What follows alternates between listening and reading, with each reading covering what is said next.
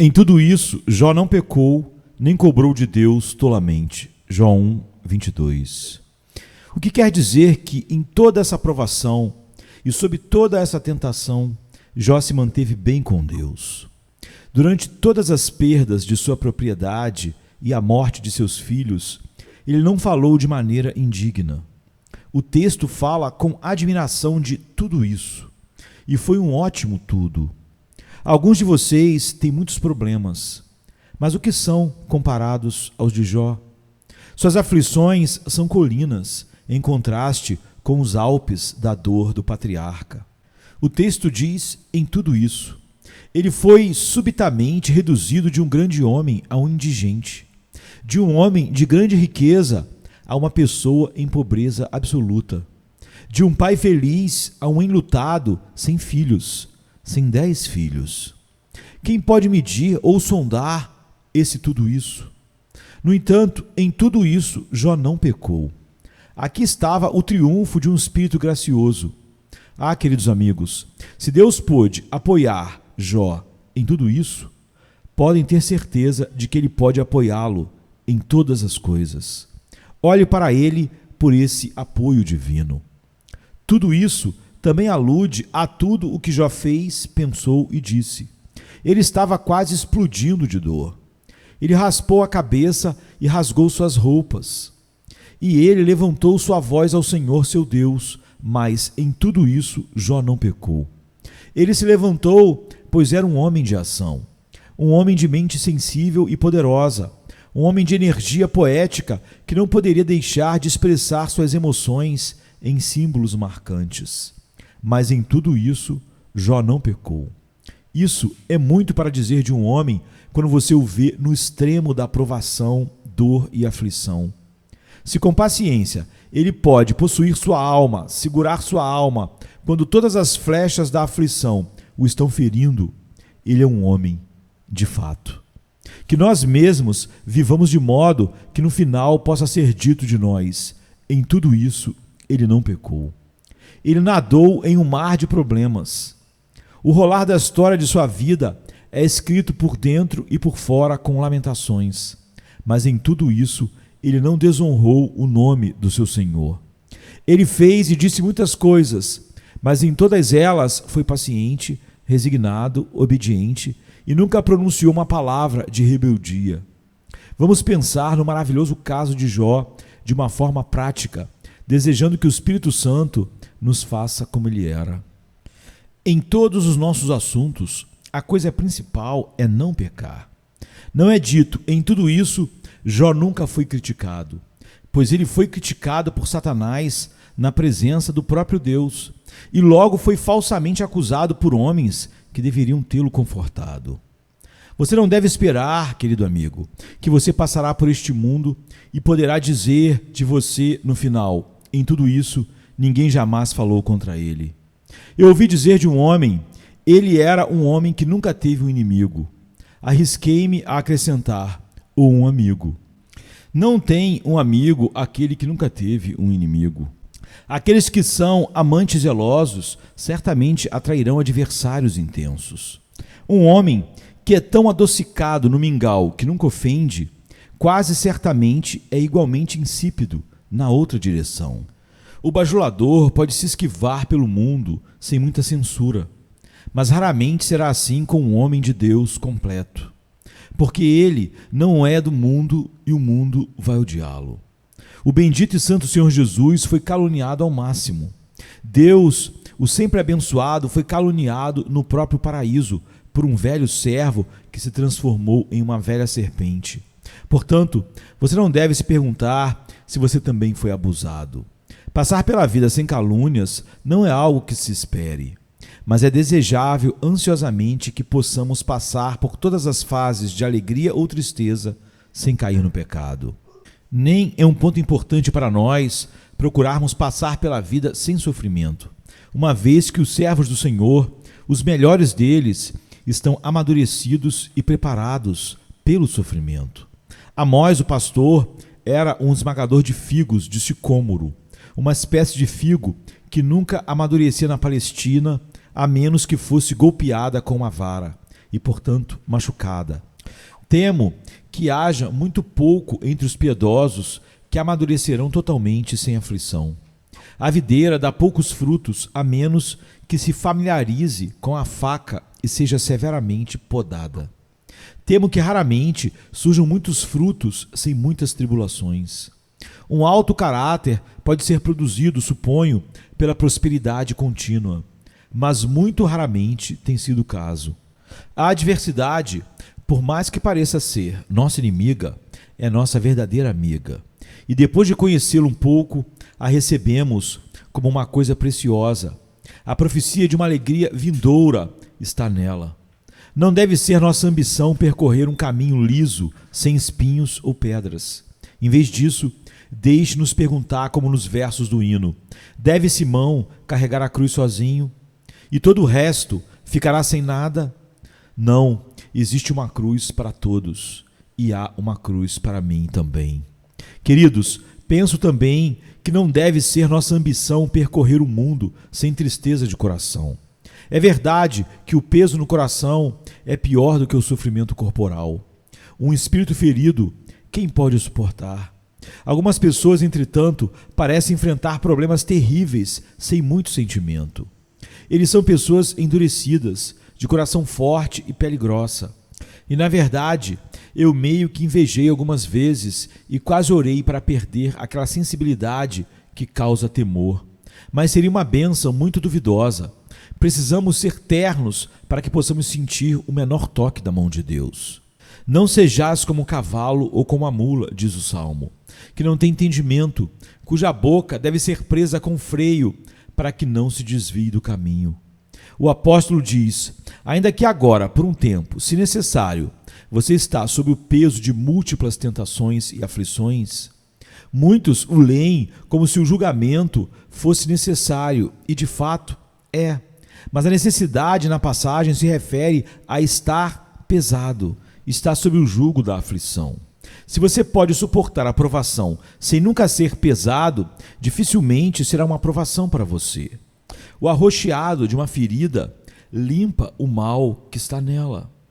É a dor da dor, é a picada da vespa que atua eficazmente no coração. Se não forçarmos a barra e continuarmos andando em frente, qual será a utilidade disso para nós? Portanto, eu não gostaria que você pedisse para ser protegido de tristeza da alma, mas gostaria que você orasse 7 vezes por dia do fundo do seu coração: Senhor, livra-me do pecado. Pode-se dizer no fim de cada um de nós que em tudo isso não pecamos, e é o que queremos que se possa dizer. Lembre-se, se a graça de Deus impede que nossa aflição nos leve ao pecado, então Satanás é derrotado. Satanás não se importou com o que Jó sofreu, contanto que ele pudesse apenas esperar fazê-lo pecar.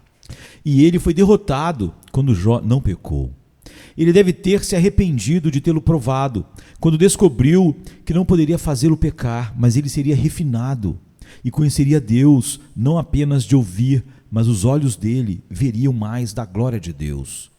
Acho que posso ouvir o maligno resmungando: devolva seus camelos, devolva-lhe suas ovelhas, se pela perda delas sua paciência e resignação aumentarem.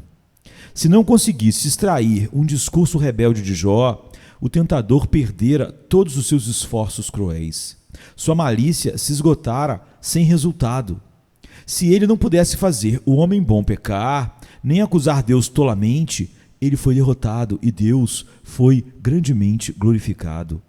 Se ao suportar seu problema particular, meu caro amigo, você não cair em pecado, você é mais do que um vencedor sobre aquele que o odeia e que odeia o teu Deus. O arqui-inimigo fugirá confuso de você se você for capaz de resistir a ele enquanto a escuridão cobre sua alma. Se você o conquistar em sua hora de luto, você o conquistará de fato. Que o seu conflito com Apolion seja como o de Cristão no progresso do peregrino, e para você também que o monumento seja erguido com esta inscrição, como está no livro de John Bunyan: o homem agiu como homem de Deus com tanta coragem que fez o demônio voar para longe. Como um monumento disso eu permaneço e sempre irei testemunhar. Se você não pecar sobre o estresse de grandes problemas, Deus será honrado. Ele não é tanto glorificado por preservá-lo ou livrá-lo de problemas, mas sim por sustentá-lo em problemas. Ele permite que você seja provado para que a sua graça em você seja testada e glorificada. Quando um Stanley, anos atrás, construiu um farol na rocha Eddystone, ele disse que tinha certeza de que resistiria a qualquer tempestade que surgisse e que ele mesmo gostaria de estar no farol na mais violenta tempestade que se abatesse naquele canal. Aconteceu que ele estava em seu próprio farol em uma noite e houve uma tremenda explosão que varreu ele e o seu farol, de modo que nunca mais se ouviu falar dele. Ele cortejou provações porque acreditava na obra dele mesmo. Deus permite provações porque sabe que sua sabedoria e graça divina nos tornaram capazes de suportá-las. O farol que foi posteriormente construído em Eddystone teve todos os tipos de tempestades caindo sobre ele, mas sobreviveu a todas elas, e portanto o nome do seu construtor é mantido em honra. Da mesma forma, nosso Deus é glorificado em cada prova de seus santos, quando sua graça os capacita a perseverar com paciência. Pronto, diz ele, veja o que a graça pode fazer, que sofrimento pode suportar e que trabalho pode realizar. Graça é como um atleta atuando perante o grande rei e sua corte celestial. Uma nuvem de testemunhas olha para os feitos da fé e nota com alegria como ela realiza tudo o que o Senhor designa para ela realizar. Ele até entra em competições com Satanás, o demônio do inferno, e dá a ele todas as vantagens e um sinal de derrubada, como fez com Jó. E aquele que fez o atleta e o treinou para a competição é honrado com isso. Se você não pode pecar em seus problemas, sua perseverança na provação trará glória a Deus. Lembre-se, além disso, que se você não pecar, você não será um perdedor em todas as tuas tribulações. Somente o pecado pode prejudicá-lo. Mas se você permanecer firme, embora esteja despido, você será revestido de glória. Embora você esteja privado de conforto, você não perderá nenhuma bênção real. É verdade que pode não parecer uma coisa agradável ser despojado e, no entanto, se alguém vai para a cama logo, isso não tem grande importância. Não é fácil separar-se da riqueza, mas se assim você for aliviado, a perda é um ganho. Um filho de Deus pode ter o bisturi cortando-o com força, e se a tesoura da poda remover a madeira supérflua, pode ser do maior benefício para os frutos da árvore. E isso é o principal. Se o metal, quando é derretido no pote, não perder nenhum do seu ouro, tudo o que ele perder estará bem perdido e, de fato, realmente será um ganho. Embora você esteja sendo reduzido nas circunstâncias, o que importa se você está sendo ampliado no espírito? E embora você esteja doente do corpo, o que importa se a saúde da sua alma está sendo melhorada? Pecar seria terrível, permanecer em santidade é triunfo. Em todas as nossas aflições, que não haja deserção. O Senhor pode nos enviar 1 tonelada de problemas, mas isso será melhor do que 1 grama de pecado. Não deixe que toda a sua oração corra atrás da libertação da tristeza, mas antes de tudo ore, que nenhuma iniquidade tenha domínio sobre mim. Busque primeiro o reino de Deus e obediência a Ele, e então a libertação será acrescentada a você. Nós podemos dizer, Senhor, livra-nos de problemas, mas de fato nós somos ordenados a orar, livra-nos do maligno. Se as provações vierem até nós, como as que aconteceram com Jó, será bom para a nossa alma se o nosso coração não for levado ou conduzido ao pecado. Em tudo isso, Jó não pecou, nem cobrou de Deus tolamente. Jó 1, 22.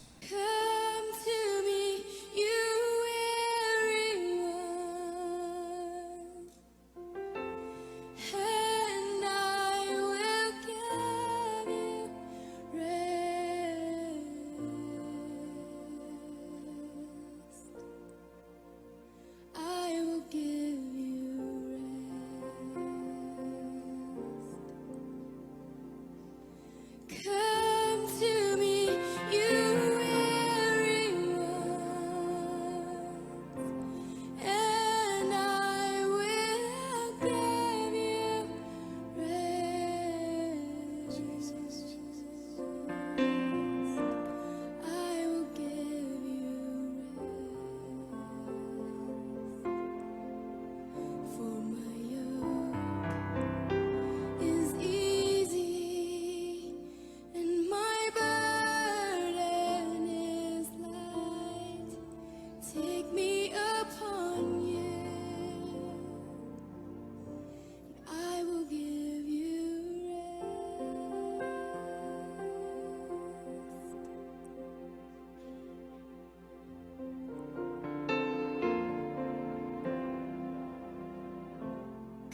to me.